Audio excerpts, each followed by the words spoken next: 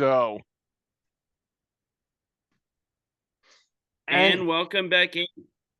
You go ahead. and welcome back into another episode of Tribal Council Chat. We are your hosts. My name is Brett Parnell. And my name is Bruce Heller, and this is the flagship show of the Reality Realm Network. And right off the top, before we dive in, I'm going to warn you guys as the audience, my internet connection is kind of weak right now. I think me and Brett are on a delay, so if there's kind of awkward pauses or it sounds like we're talking over each other, that's why. So just bear with us this episode. Yeah, that's So totally fine. No problem, Bruce. If you don't hear anything, let me know. I'll do the same. And then hopefully we get technical issues resolved.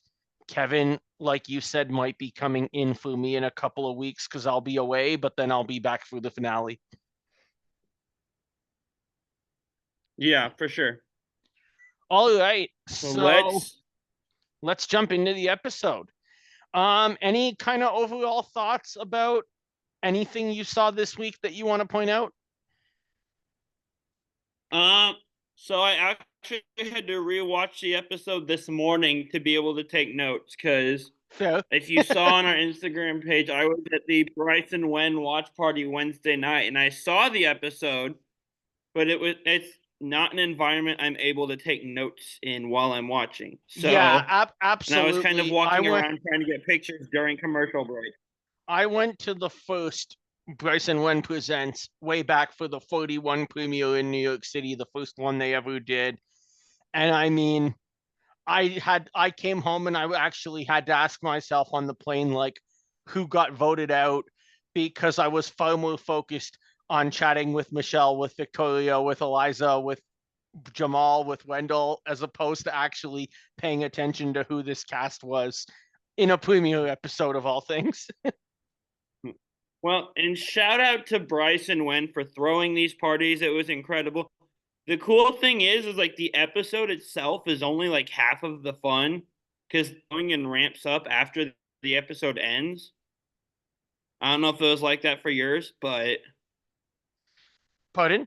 Go ahead. So I was saying that the cool part is like the episode itself is like half the party. The party yeah, like really ramps up, keeps going after the episode ends. yeah, And exactly. in my case, the person that got voted out was there and got on the mic and made a really cool speech and then kept partying and dancing and was in a great mood all night. You would have never guessed he was the one that got voted out based on his mood. Yeah, that's very true. I guess I love that now what Brice and what Wendell have been doing has become like so much part of the survivor community that now you're seeing players that are currently on the season get permission from CBS to start going to the events. There was 10 people from this season there by the time we left, Wow. including everyone left in the game other than Sue, Nice. and then a few others that have been eliminated. And Genevieve, Annika, and Teeny showed up after the episode ended, which I love that they still showed up. Yeah. And then apparently it looks like Saul showed up after we left. We left at like 10. The party went till 11, but we had a Mm, 4 hour drive back to his house. And then I had another hour back to mine. nice. But Fair enough. I'll share stories with you later. I want to share this story in the show, though. Just shout Go out to right ahead. Brice, who was around before the episode started. And Kevin was wearing his Jelinski shirt that he's probably worn on our show. You Yeah. guys that watch on YouTube might have seen it. Brice saw it, texted a picture to him, which was to Jelinski, which was cool enough already. But as he's like, after he takes a picture with Kevin, he flips his phone around. And without Kevin knowing, he had hit the FaceTime button and had pulled Jelinski up on FaceTime to show him, That's amazing. which was just awesome. And it made Kevin's night. He was talking about it on the drive home, too. So shout Nice. out to Brice for being really cool with that. The episode itself, I remembered a lot of it, but rewatched it. Really cool episode, kind of more of an emotional episode than you're used to. It shows the more human side of the game, especially early on with Genevieve and with Teeny. Yeah. So I mean, I like it. It shows a different perspective. Kind of a predictable boot, but they made it interesting. Interesting, because I mean, I guess it was, maybe it's biases. I did not see this coming. I mean, they've been wanting him out for a few episodes now. Yeah. Like his name has been floated around a lot the past couple weeks. All right. And let's And start. then he was the main name being mentioned. He was the main name being mentioned since the beginning of the episode. So by the time it happened, I'm like, okay. Go away, Spencer. Sorry, my friend keeps calling me during the middle of podcast this week. Nice. All right, so So moving into the episode, but yeah, that was predictable. There was, like you say, but there was also some other options that I thought might have been happening. yeah. Also, I want to talk about challenges today because I think there was a lot of kind of what the F moments in challenges this episode. But first, Especially the first one. pardon? Especially the first one. Yeah. But first of all, I guess we'll start. Who's your player of the week? Oh, this is hard. You know what? I'm biased because I met him and he's incredible, but I'm gonna go with Kyle. Yeah, One win away from tying the immunity record. He was absolutely. kind of one of the first people to bring Gabe's name up at the sanctuary, and so great episode for him, I think. Yeah, I couldn't agree more. Kyle would absolutely be my player of the week too. I didn't meet him. I was in Canada while you guys were having an amazing time in Chicago. Sad I didn't make it out, but another Canada's near time. Chicago. It is. Unfortunately, Genevieve's a lot closer to Illinois in Manitoba than I am here in the very eastern part of Ontario. But another time I can easily make it down. Fair enough. All right. So, getting into the start of the episode, where did you want to go from the start? I mean, I think the episode starts off kind of what I was saying with it shows the more human part of the game we don't always see with Yeah. both Teeny and with Genevieve. Yeah, I really liked that start. Um, Obviously, Teeny and Genevieve are two players that are going to play together and not necessarily together in an alliance, but on the same beach every single day that they spend in this game, at least this season. It wouldn't surprise me if either of them have another season somewhere down the road. But um, it definitely does make a great moment between the two where they're at least able to discuss the vote. Do I see them necessarily agreeing on it or really being able to keep that tribe strong moving forward the way we saw in, say, a season like 44? Absolutely not. But you know what? I don't think that this season is necessarily as much of a like, okay, who's going to be the tribe that goes all the way to the end? They just seem to be all people who really want to play. Yeah, for sure. And I love the raw emotion of this. You've got Teeny who's feeling blindsided and upset and feeling like Genevieve did this again because this happened with Keyshawn too. Yep. And feeling like it was being done to embarrass her and leave her out again. And you've got a great quote from Genevieve who, quote, like counted on Teeny feeling this way, but didn't count on her feeling it was done to humiliate her. And then I love the quote here from her. When I know someone is hurt and humiliated and it was my doing, this isn't such a fun game anymore. Like that really shows the more human side of this game that we as an audience don't always get to see. Yeah, absolutely. I really like that. And it was really interesting to see how they're going to move forward. Um, from there, And I love this transition to we go from that Tina and Genevieve interaction to a reward challenge, something we don't get all too often on the show anymore, where they have to be Yeah. in groups of 3 with the 9 remaining players. The winning team is going to all win the reward together. And what instantly happens? Genevieve and Tina are on the same group of 3, along with Sue. Yeah. What a weird challenge this was, but so glorious to watch. Yeah. You have, well, the instruction was push the ball with your head. You've got Kyle pushing it with his shoulder, which I guess counts. The side of his head was up against it. So that was the first thing that I was going to say is both Kyle and Sam, in my opinion, cheated in this challenge and didn't get caught. I mean, Probst sees everything. There's producers there. He's called people out during challenges before. I feel like if they were cheating, he would have called it. He didn't call Tony out during Winners at War. What did Tony do? The hand above your head challenge, they said that you had to, I'd have to watch it again, but there was specific rules that he did not follow. Huh, I don't remember that at all. I'll send it to you tonight I didn't when I can notice it with research Sam. it. I did notice with Kyle, like he was mostly pushing with his shoulder, but like the side of his head was up against it. So like I'm okay with that one. I Yeah. didn't notice it with Sam. Andy licked the ball at one point, I think. Oh, what a bizarre challenge. Which, here's a very funny thing. Like, part of the venue at the party Wednesday night was like this kind of hallway type room to get to another part of the building.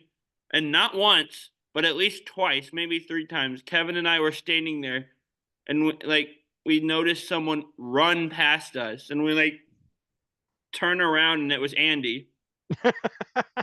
Just like chaotically running to the back room or back to the main area from the back room. That was very on brand. He was super nice, but like That's that made amazing. me laugh so much. Like, of course that's gonna be Andy, but like him licking the ball in this challenge made me laugh so hard. But I'm like, why?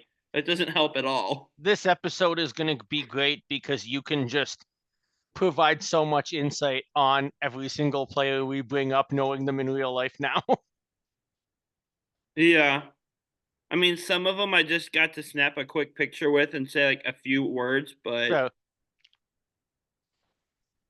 all right. So with that, talking about Kyle and Sam, and they were on a team with Rachel, and the 3 of them win the challenge and go off to the sanctuary, where we get Sam trying all sorts of new foods that he's never had in his entire life.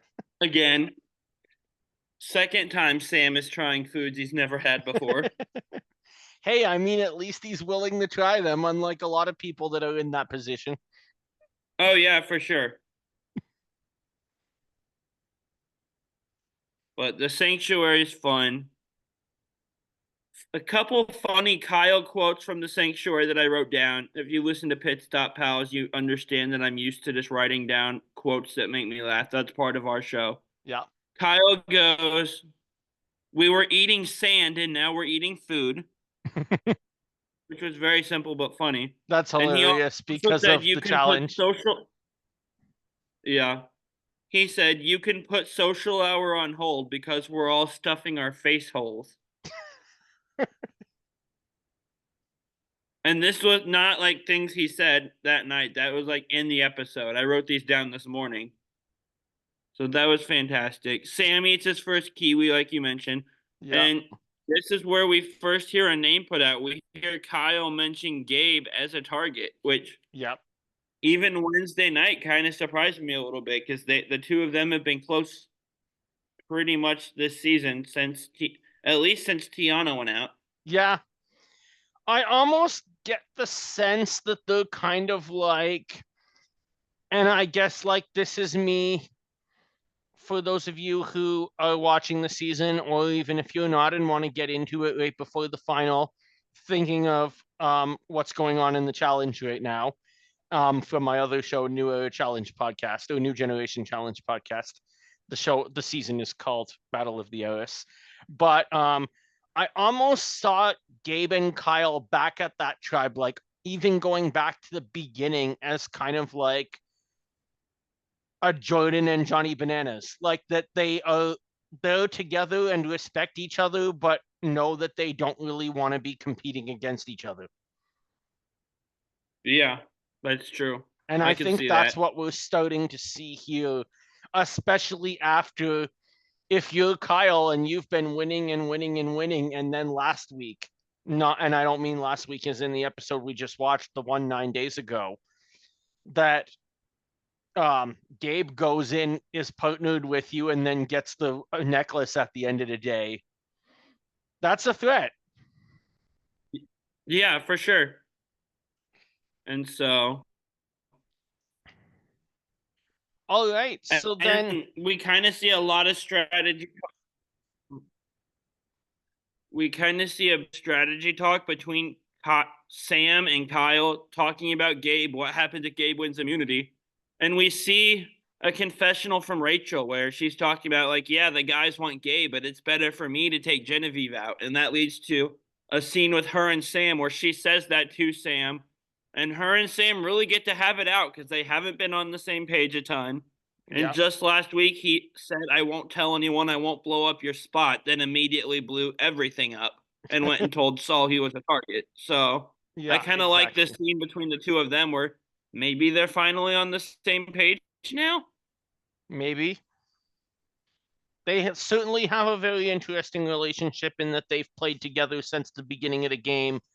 But and that tribe, of all the tribes in this game, that tribe was probably the closest to being united, even though it was not a united Yeah. season. But at the same time, even when I say that, Sam's number one was clearly by far and away Sierra, and Rachel's number one was clearly by far and away Annika. And Yeah. Andy's number one became Sam later, but was really John in the first episode until he went home. So at that point, it's like they're almost this group, whether it be at this point Sam, Rachel, or Andy, together are almost working together because they kind of have to. But I don't necessarily know if any of them really want to. Yeah, that's fair. Also, Rachel's super nice. I almost didn't get a picture with her. I ran into her as we were walking out the front door to walk to our car. Oh, nice. So I lucked out on that one. But I am interested to see here what goes forward with Rachel with Sam. By the way, I told Sam that my co-host on my podcast made him his preseason winner pick because you were both Michelle fans, and he thought Nice. that was very cool. That's amazing. So I made sure you were represented there in some way. I love it. And the next scene we get here is a montage of Sue talking about how much she doesn't like Kyle and she wants him voted out and just complaining about everything she can. All because he wrote her name down one time. Yeah. This is excessive. This is like Katura with Bruce and 45, where it's I like, mean, okay, at least I get it a tiny bit, but what are we doing? yeah, I really like that comparison. I mean, at least Sue is a little less more tame that she's not being compared to Lex here. But She's just as obsessive, though. She's just calmer about it. yeah, But here's the thing. Like, Kyle was super nice. And I have a couple Kyle stories I'll get into here just to kind of, because I'm Team Kyle and whatever weird one sided beef this is all the way. I'll also compare it to season 19, Shambo having a really weird vendetta against Laura Moret for no reason. yeah. But that was also one sided and not reciprocated. But I got my picture with Kyle, and right before Kevin could, like, Gabe came and got Kyle. They were taking some group picture with the stars or something. And Kyle said, I'll come back to you, bro. And right when, like, we were waiting, Kevin was like, let's go. I don't know if he's coming back. Kyle walks towards us and says to Kevin, like, told you I was coming back. You were about to give up on me, weren't you? And Kevin said no. And the answer may be no, I don't have proof, but I feel like we wouldn't have been standing there much longer. But Kyle gave him a hug. We talked a little bit. Here's the interesting thing though. Like, I was curious. I asked Kyle, I'm like, okay, I'm curious. Is it weird watching a montage of how much someone doesn't like you? And Yes. his answer was like, he had to collect himself for a second. He's like did the hand thing, and then like, yep. So I That's thought that funny. was interesting. I told him, I'm like, I like you so much better throughout the season. Don't worry, I'm on your team here. So Nice. fun interaction there. One of the nicest people I met that night. So that was, yeah, that montage. I didn't see him. There was a few times during the episode I was watching people watch themselves. That was not one of them, but based on that reaction, I'm guessing that was an awkward experience watching, and I don't blame him. But he in the game on the show, he's handled it really well. And Sue has this weird thing all because her name got written down one time. Yeah. That might come back to cost her in the game if that's the way she starts reacting to players. I kind of hope so. Whether it be getting voted out or whether it be trying to get jury votes at the end. Yeah. All right, so we talked So, about Gabe becoming a target, but then when everyone gets back to camp, we also see Genevieve become a target. which I called last week. You sure I did. said, I said the Saul blindside was a great move. People are going to realize she's dangerous. I think I said she'd go home in the next episode, which didn't happen. Yeah. But she's made herself a target, which I called a little bit. So, Yeah, you and absolutely did. the first time I watched the episode, I wasn't sure who was going home between the two of them until the votes were read. Yeah. So, And we'll see if this like is something that played out in this episode, because we've seen countless times players recover from that. It's not like, say, the Traders, where if people bring your name out and you don't go home, that's just a death sentence for the next episode. But we'll see if she can recover from it, or if she's gonna still become that big threat until she inevitably goes home at some point of the game, or if she might just play another way and maybe put the threat level onto somebody else. yeah. I'm interested to see where she goes. She's super nice, by the Nice. way. So, Well, I mean, of course she and, is. She's the only and Canadian well, on the cast. and again, I same thing with Sam. I told her like my on my podcast I co-host, my co-host drafted you number one overall because you're both Canadian, and she liked that. Love it. She said the Canadians stick together, That so we do. she smiled when I said that. So again, at least twice I made sure you were represented there. I had my hat on, so. And I love it. one last thing before we get to the immunity challenge, at least this is my last note before it. Yep. Teeny kind of draws a parallel in a confessional, draws a parallel between herself and Sam, that they've both lost someone they were close to in the game with Saul and Sika, and that they were both blindsided by it. And I hadn't thought about it before, but I do like this comparison. I feel like they're kind of on similar character arcs here. Yeah, I can absolutely see that. I do like this. And who knows, maybe that can be something that is a bigger part of the season than we've seen so far. Because as we get into immunity, and I'm going to have a lot to say on this, we clearly are at a point where Sam is looking for options and he thinks he's starting to run out of them. And I don't think he's in as bad of a spot as he thinks he is. I don't think so either. So no, let's get into the challenge because Probst says this is the Rice negotiation. Yep.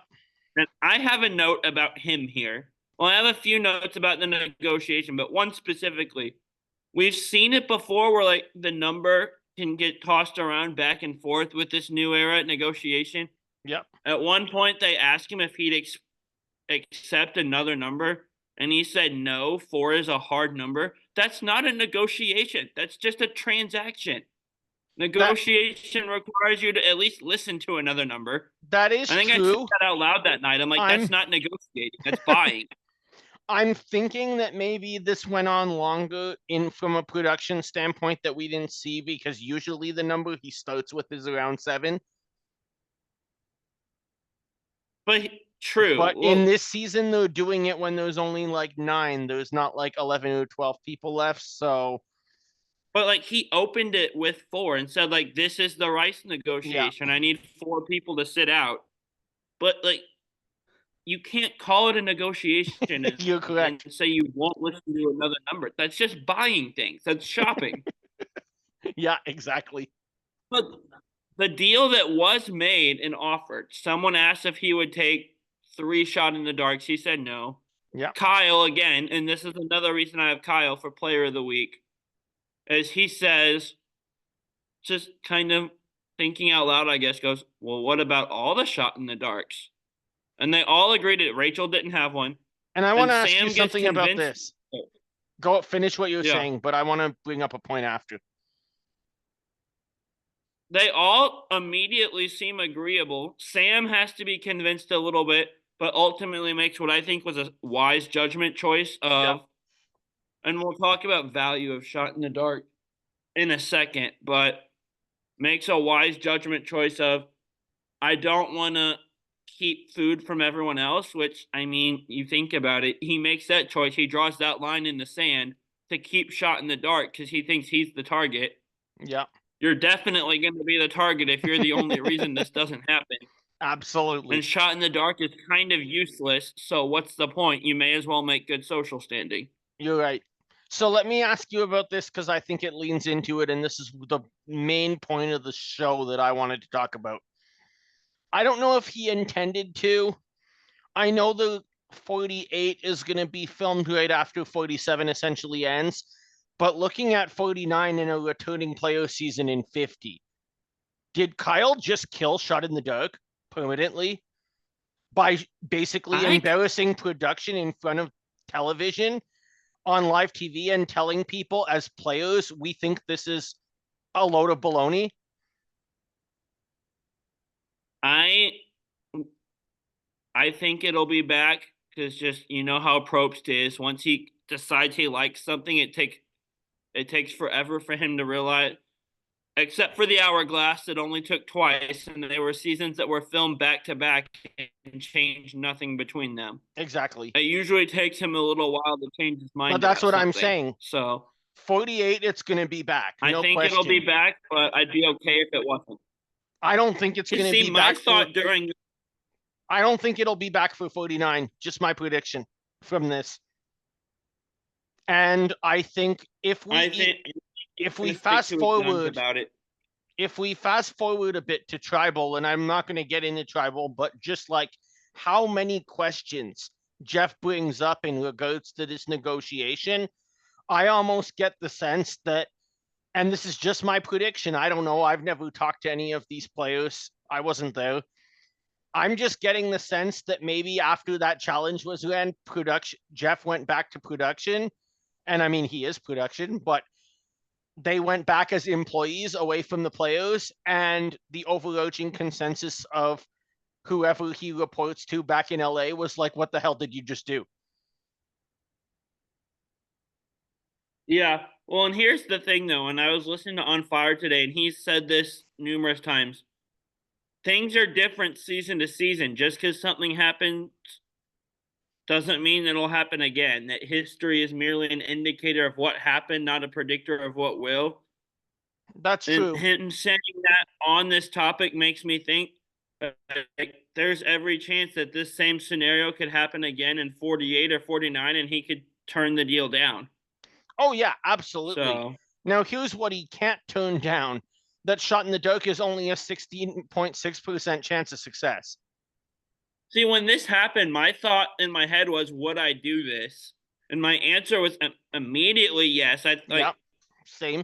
I think Sam was vastly overvaluing it. This is the 7th season of Shot in the Dark existing, and I don't like to admit when I'm wrong, especially when it's certain people that correct me, because I don't like giving my friends satisfaction sometimes. I'm petty. Sue me.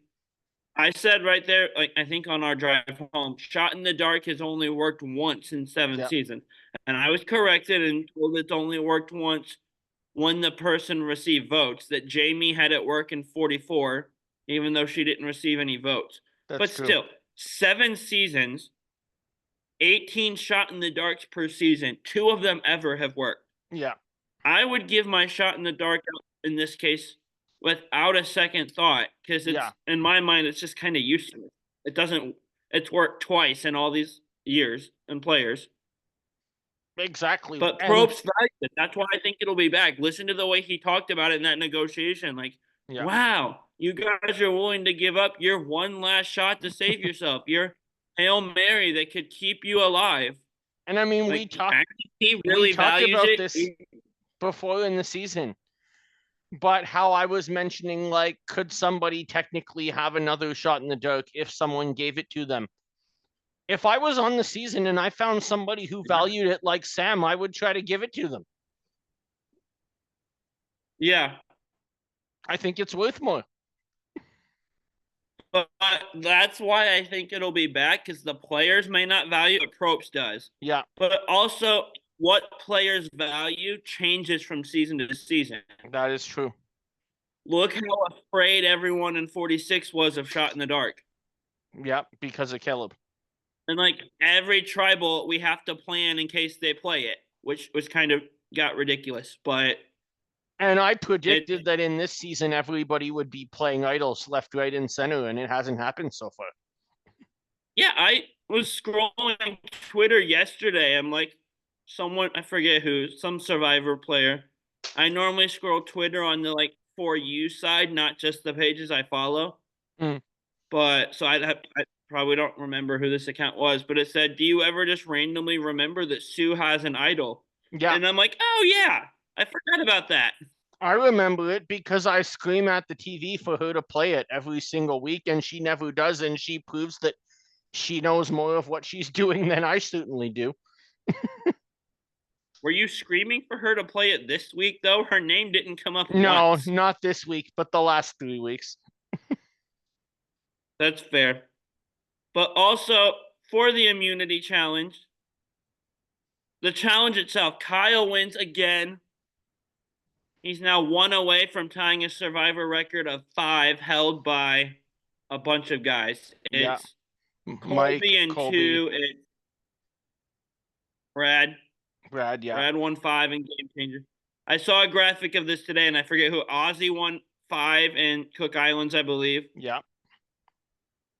So there's like 5 or 6 guys, which throughout the course of the history, 500 plus players, special group to be it. I think Kyle has a. I'm expecting that he'll tie it. I think could there's beat a it. slight chance he might break it also. Yeah, I think he could absolutely break it. I mean, there's what now? 8 players left in the game. He'd have to Yeah, win and he 2 seems like he's good two at every immunities type of between challenge. 8 and 4, or 8 and 5, I guess, because we have And it seems fire like making in 4. yes, but 4 still counts as an immunity challenge. Yeah. Oh, yeah. You're right. So 8 and 4. That's right. 8 and 3 So, is. So there's still a challenge that far. Yeah. and the thing I think that sets him apart from a lot of these challenge beasts like Culpepper or like Ozzy that were like they did it. I wouldn't put Colby in this, but like Culpepper and Ozzy, they won all those because they kept getting the real physical challenges. Right. Kyle's good at every type of challenge. We've seen him do the physical ones. We saw him do one here where it was like being still and balancing and holding this thing. And so, like, I don't know who's going to beat. I mean, Gabe did last week, but I don't know who's going to beat him in one of these challenges. It's not like there's a type of challenge he isn't good at, or like he needs the physical. And Colby was kind of like this in season 2, but I mean, Kyle's just good at every type of challenge. You know what I would love to see now that you're bringing this up? What? He's only 31. Maybe like season 42, Kyle against Jordan going head to head on MTV. Okay, but can we not have that depends. If he goes to MTV, does that mean he won't be back on Survivor or CBS? Because I'd rather have him back on Survivor. Not necessarily. He I could will get it. say this though. You and I have talked about Jonathan Young from 42 as like the challenge beast of the new era. Kyle's I'm beat it. taking that title away from him. Yep. I mean, Absolutely. Kyle has him beat. He's got more immunity wins. He's done it in physical and puzzle and balancing a plate with balls on it. Which, by the way, it got really windy, and I wrote down of all the challenges Survivor does, this is like the worst one for it to get super windy Oh, is during. it ever? But I am officially, and I love Jonathan still. He's got the best challenge moment of just dragging his tribe and a ladder through choppy water Yeah. that no one else made it out of. But I am giving Kyle the title of Challenge Beast of the New Era. Yeah, absolutely. I would agree with that. Sorry, Jonathan, I still love you. All right. So we've had the negotiation, we see the challenge, and now we get back to camp. And it seems to be kind of like we just said, that Sam feels threatened. Gabe has been playing a strategic game all across the board and is a big threat to the game.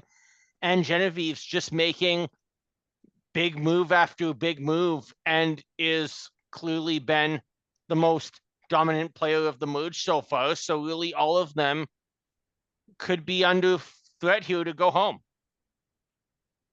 Yeah. My first note in the post immunity challenge was from Caroline, where first off, she says the quote, "I'm starting to realize if I vote Gabe out, I can really start my game." And by the way, Caroline was at the party. I did not get a picture with her. While I was like standing in the crowd to get a picture with Genevieve and waiting for Kevin to do so, Caroline was standing right next to me having a conversation with people facing a different direction Oh, nice. for like 10 minutes. And I was waiting for that conversation with her friends to get some sort of a break in it so I could just ask for a picture.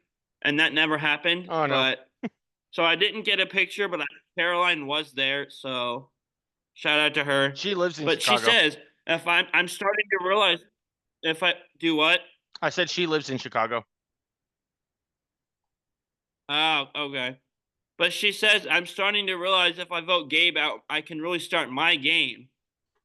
And then realizes that if she votes Gabe out, that would mean blindsiding Sue, who's already said she won't consider it. And she has to weigh how blindsiding Sue could affect her game. Would she lose Sue as an alliance? This is a really interesting dilemma here because voting Gabe out benefits Caroline, I think. Yeah. But blindsiding Sue maybe does, maybe doesn't. Yeah, that's very true. We don't know how Sue would take this, but at the same time, we certainly, well, are going to find out next week. Yeah, because she ended up doing it, and I don't think Sue knew about it because Sue voted. Sue voted with for Gabe, Genevieve so. along with Gabe.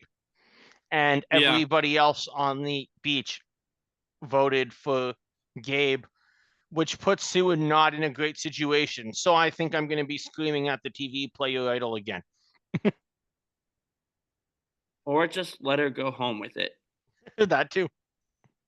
Sorry, audience, if you can't tell, Sue is not my favorite cast member on this season. Fair. I very far from being my least favorite Survivor player ever. I don't even hate her, don't dislike her. Well, I kind of do. She's my least favorite on this season so far. And so that's kind of where I'm at. But as it's starting to look, I'm curious though, before I move on, I'm curious if she got any sort of heads up that, hey, we have the numbers either way. It's going to be Gabe and just couldn't bring herself to vote for him. Kind of like when Julie goes home in Yeah, 45, Dee still doesn't vote for her because she just can't bring herself to do it. I could see that. So I'm wondering if we might have a scenario like that. It's very possible. So, but as it's starting to look like the numbers are going towards Gabe, Rachel tries to make one last push for Genevieve and like pitches to a couple people. And Genevieve is saying, like, we see a confessional from Genevieve saying, like, as I'm eating this rice, I'm regretting giving up my shot in the dark. I'm realizing no, her and Gabe are like, Gabe's like, I think I'm the target. And I think, like, he doesn't say it, but he basically implies that she's the reason he's the target. And her response is, I thought I was the target. No one has been talking to me today. And you know what? Which is Both just, those feelings can make you in a very bad spot in the game. yeah. And so that's like the last scene before we go into Tribal. My first note I wrote down from Tribal is Saul's jury look, which me and Kevin were at a table kind of off in the corner next to the bar. At this point, I was standing in a large crowd of people, like in front of the bar, looking up at the TVs. And like the way these parties work is they have like a lounge for like where almost can go during the episode. And like I could hear behind me, at least Gabe, maybe Kyle too, like chanting, like ready for Saul to come in on the jury. And I didn't know why. And then Saul came in shirtless with a vest on, like buff, like, and I saw Saul's like jury fit. I'm like, oh, I get it now. This is awesome. And like Saul got a round of applause for that jury vote, at least from his tribe mates. He did, from a few Nice. of us also. That's funny. Also, Saul's reaction to hearing everyone gave up their shot in the dark, he made a facial expression like of confusion that just made me smile. Yeah. I mean, and I would be confused too, because like And I was then, saying earlier, I was still shocked that Jeff even entertained that idea. yeah, I love how like quickly everyone was willing to, everyone other than Sam was willing to do it though, Yeah. because I feel validated. Because for pretty much since 41, I've maybe 42. I probably had to have seen it fail a few times, but I've always felt like it was useless. So I'm So, glad I'm felt validated by everyone other than Sam being willing to give it up instantly. yeah, exactly. But Sam does kind of explain his stance on shot in the dark and why it took some convincing here at Tribal, which was kind of interesting because he thinks he's on the bottom, but I don't think he is. His name didn't come up at all this week. It might have last week. I No, don't I remember, don't think Sam's but on the bottom either.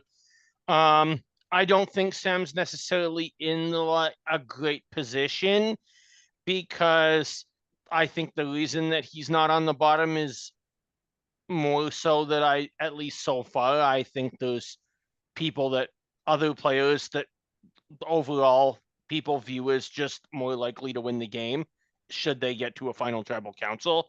But I definitely don't think that Sam's going anywhere now, and I don't think he's going anywhere next week either.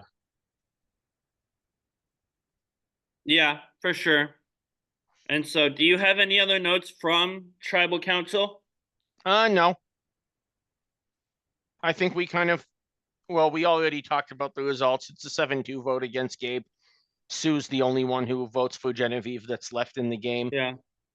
And I will give a shout out to Gabe because like, he was in an awesome mood all night for the guy watching himself getting voted out. Like the guys at the table with us were like watching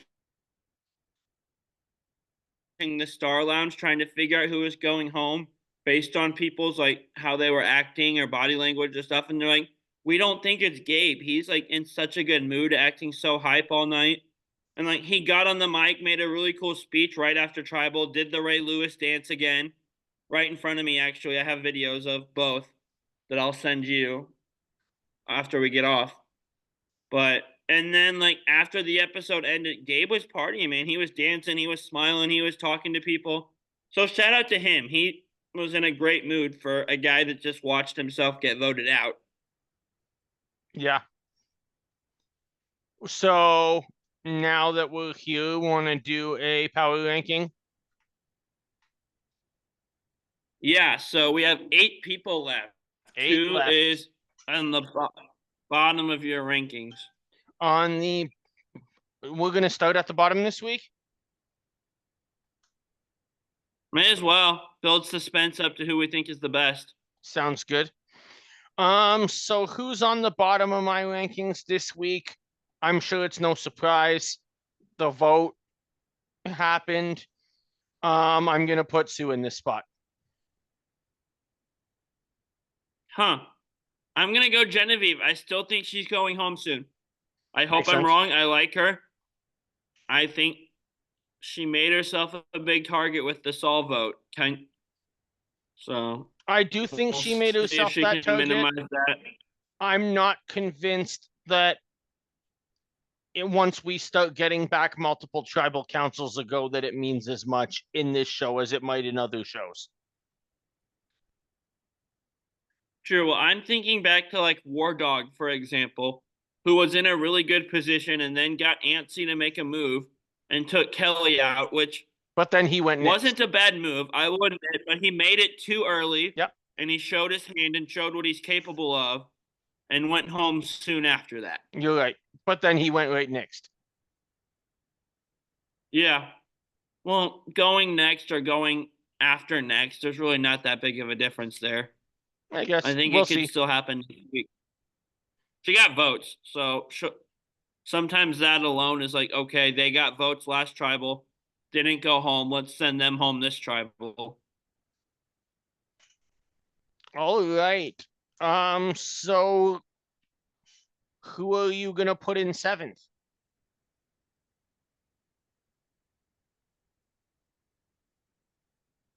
Huh. Her name hasn't come up at all this week or last week. I think it's gonna be Sue. Just I have this gut feeling, not because I'm not her biggest fan, just something's gonna catch up to her at some point. She's been playing kind of sloppy for my taste. And it just things have been working out for her well. The red paint being found on her at the well and then being found in the leaves at the merge kind of just disappeared. I think at some point she's going to do something that won't disappear. And I think the way she's playing and acting will catch up to her. Yeah, I agree with you. I mean, that's where she was at the bottom of my list. I am going to put Teeny in this spot. Ooh, interesting. I think it's very possible that Teeny works her way into an alliance, something like we saw with Sam and Andy and Rachel. But it's also possible that at a point they are just out on their own following the Saul vote. And sometimes being alone in this game at this point just makes you such an easy vote when everybody just wants to make it one more episode further when you're so close to the end. Yeah, for sure. So my number 6 is I have Teeny. She really doesn't have any allies left. She's in a spot where she's going to have to go find someone, and maybe that's Sam, like we talked about, but she's not.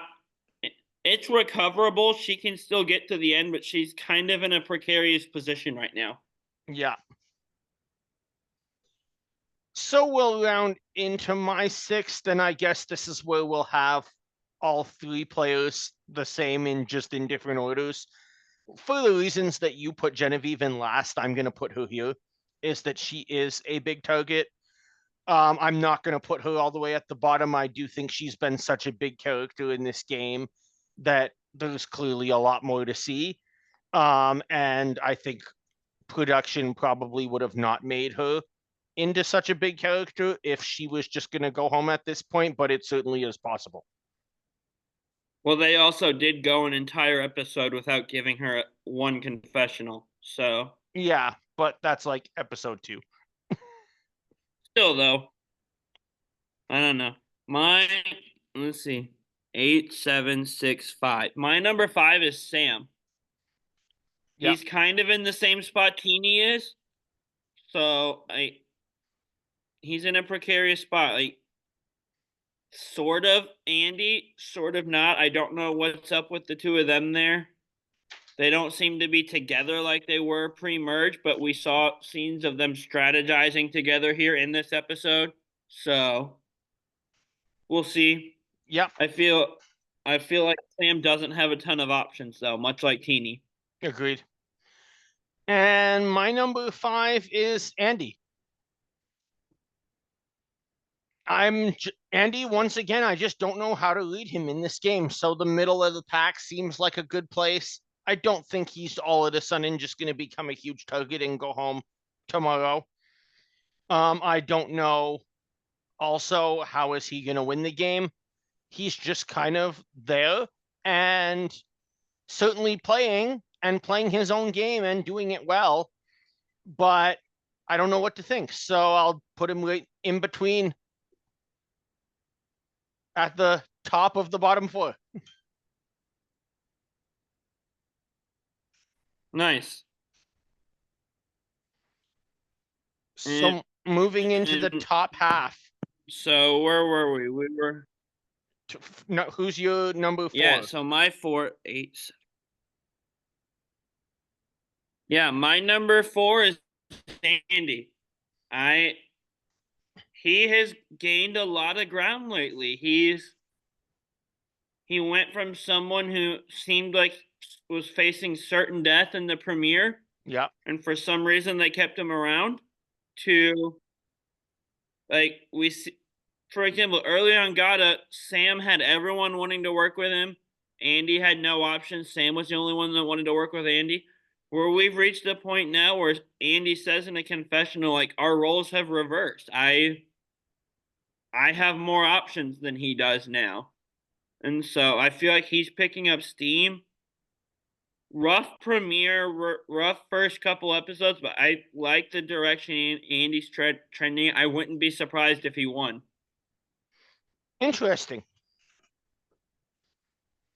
I would be surprised if he won, but I wouldn't be surprised to see him go very deep in the game.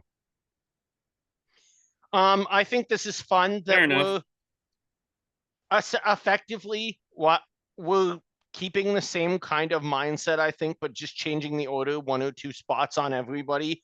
Because you said Sam at 5 and Andy at 4. Yeah. I had Andy at 5, and I'm going to put Sam at 4. Nice. So we have the same top 3 players. We have the same top 3 players. We have the same bottom 3 players. We have the same middle 2 players, just in all different orders. Yeah. I'm going to put Sam in this spot. I think Sam's a player that could either clearly thinks that he's in trouble. I don't know how much trouble he is in, but he has a couple options at this point. He can either play with whatever cards he can find and really be that swing vote and get into the finale pretty easily, or he can use his strength and maybe be the one to beat Kyle at something, or he can just fold and get voted out of the game. I don't know if he's going to make it all the way to the end. If he does, I could kind of see him maybe I could see a situation. I mean, what's the new era given us? Situations where the second place player just gets 1 vote and that's it. And I could see a situation where either a Kyle or a Caroline or a Genevieve or Rachel win the game, and Sam is just like gets Sierra to write down his name, and that's it. Yeah, for sure. I like that. My number 3, I'm going with Rachel. After Annika goes home, it looks like Rachel's clearly on the bottom with her tribe. Merge happens. We don't really see anyone she has a super tight alliance with in the post-merge. We've kind of seen Andy last episode. We've seen her and Sam maybe air out some differences in history here. Yeah. We don't see a ton of strong alliances for Rachel, but we also don't see her name coming up.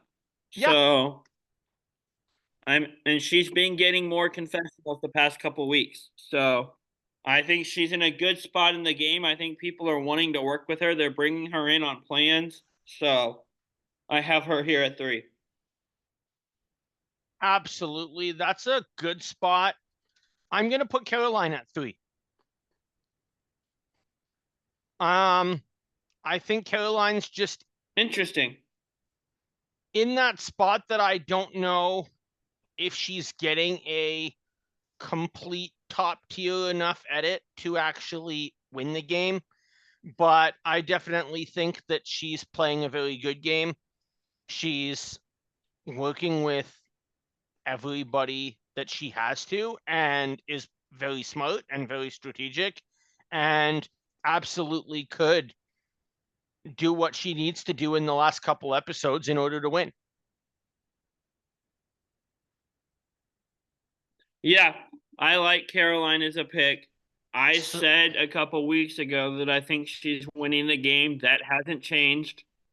I'm hoping to call out the winner mid-season twice in a row. nice. So So sticking do to my you guns on that. let's mix this up a bit because I mean it's going to be My number obvious two, either way. Don't say your number 2. Tell us who's your number 1. my number 1 is Caroline. I think she's in a great spot. She thinks things through really well. We saw kind of her mindset here of Gabe going home benefits my vote, which a lot of people would stop there, but her thinking goes that extra step of, oh, but blindsiding Sue, that could cause me to lose an ally and so on. I like the way she thinks things through. She's playing a good game. Her name hasn't come up almost at all, if ever, post merge. And my top 2, I had Kyle at 2, and I love Kyle so much. But I think the next time Kyle doesn't win immunity, he's going home. I think his Yeah, target is bigger because of his challenge wins. I think he'll win it again next week. I think he'll tie the record. But I have Caroline above him because he has to win to stay in at this point. He's too likable. right. He's too much of a threat, and Sue has a very weird one-sided vendetta against him. So This is just hilarious because we literally have the same like 3 groups of players, but like I said, just in all different orders. My number 1's Rachel. And the reason I'm putting Rachel as number 1, our top 3s were inverted of each other, basically. that's correct. They are the reason I put Rachel as number 1 is Nice. because she's, like we said, playing a very under the radar game. She isn't being talked about. She's not the target. And if she starts to become the target, she has an idol. And I think that she's smart enough to play it and to be able to lead when she needs it. That leaves me with Kyle number 2 for the same reason you said. This is a huge jump for Kyle. Kyle's just soaring up my rankings from like being what last week I think he was 8 or 9 all the way up to 2. And he's absolutely a threat to go far in the game. If he gets to the end of the game, Kyle could Mike Holloway this thing. But he basically, at this point, without having an idol, I think Kyle pretty much needs to Mike Holloway this thing. Yeah, and for different reasons. Mike Holloway needed to do it because no one liked him and they wanted him out because he wasn't great socially at times. Right. Kyle needs it because he has been really good socially. Everyone but Sue seems to really like him. And because if you don't vote him out the one time he doesn't win, you may not get another shot. Which he didn't win last week and they didn't vote him out. So if he goes on an immunity run to the end, which I don't think has happened, that's a lot in a row, but I think he'll at least get to 5. I don't think he wins out, but he has to. He's played too well, and the challenge wins just add up and they put you on people's radars. Yeah, absolutely. So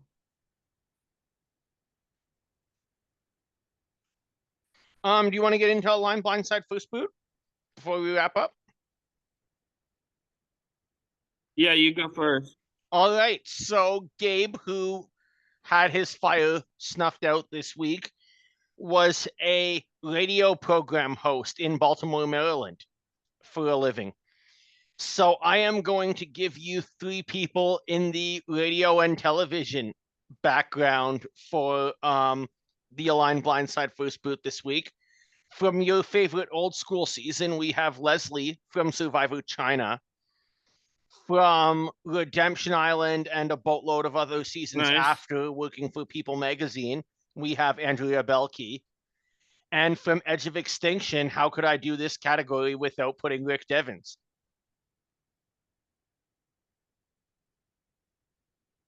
Oh, that's fun.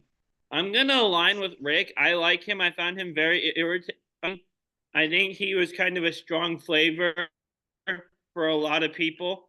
So I'll go to the end with him, hoping I have a jury of people that are just annoyed by him. But I also love him. I love Andrea. I think she got better each time she played, even though, but I think she's too big of a target. She's going to go first. No, Leslie's going to go first. I'm going to blindside Andrea because you can't let Andrea get to the end. But I think she's more helpful in challenges pre-merge to stay away from tribal than Leslie would probably be. Makes sense. I'm going to... And pre-merge, my mindset is still the old, just vote people out based on what keeps you away from tribal. So makes sense. I'm going to first boot Rick in this case. We did see him go home pre-merge before, so I don't necessarily know if he was to play again. Would he be that top tier player, or was he a pre-merge boot that happened to benefit because Julie felt bad for him and didn't want to vote him out when Lauren O'Connell knew how to win the game and no one listened to her? That leads me to blindside Leslie. yeah, her and Kelly both wanted to send him back, and rightfully so. That's exactly how you have to play. I'm gonna blindside Leslie. I don't really know. I think, as you know, in this game, the players that I know the least about, blindside just tends to be a good option. The juror, you can try to sway them over. And that leads me to align with Andrea. Andrea seems like she'd be great to work with. I did a Zoom call with her and Michelle a few years ago, like back during the pandemic, and got to chat with her personally, and she was so nice to talk to. So I'd ally with her there, and I'm looking forward to seeing her again on television on New Year's Eve.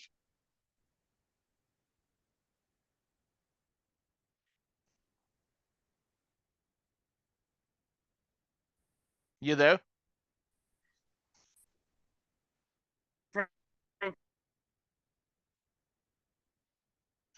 Bruce, you're totally frozen.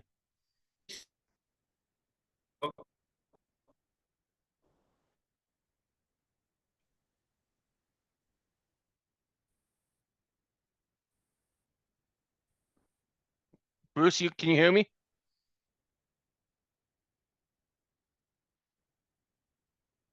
All right. Well, thank you all for listening to this episode of Tribal Council Chat. Bruce is having some technical difficulties, but we'll go with that align blindside first boot, and grab your torches and head back to camp. We'll see you next week. Good night.